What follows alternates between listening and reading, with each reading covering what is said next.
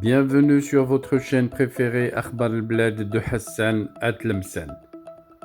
À Genève, Farhat Mhenni présent en personne pour dénoncer les crimes du régime algérien contre les Kabyles en Kabylie. Le mouvement pour l'autodétermination de la Kabylie MAC indépendantiste participe à Genève aux sessions du Conseil des droits de l'homme de l'ONU sur la situation des droits humains en Algérie, en particulier dans les prisons.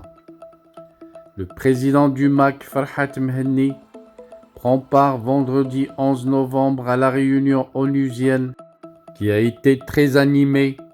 Pour rappel, le haut-commissaire de l'ONU aux droits de l'homme s'est dit récemment de plus en plus préoccupé par la situation en Algérie où plusieurs droits fondamentaux comme les droits à la liberté d'opinion et de réunion pacifique continuent d'être attaqués.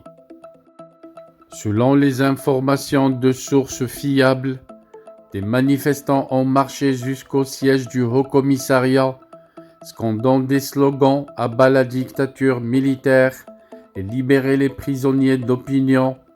Plus de 340 Algériens sont actuellement en prison en lien avec le Hirak et les libertés individuelles, selon le Comité national de libération des détenus, le CNLD, une association de soutien dans le viseur du régime algérien.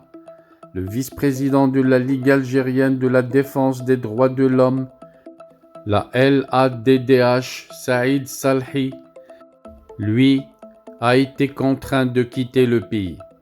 L'ONU évoque des rapports crédibles selon lesquels près de centaines de personnes ont été poursuivies pour avoir participé au mouvement du Hirak ou pour avoir publié des messages critiques à l'égard du gouvernement sur les réseaux sociaux.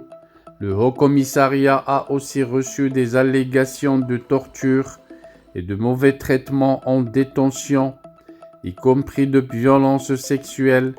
Il a appelé le régime algérien à mettre un terme aux arrestations et détentions arbitraires et à libérer immédiatement sans condition de toutes les personnes arrêtées ou détenues arbitrairement pour leur soutien présumé au Hirak et à abandonner toutes les charges retenues contre elles.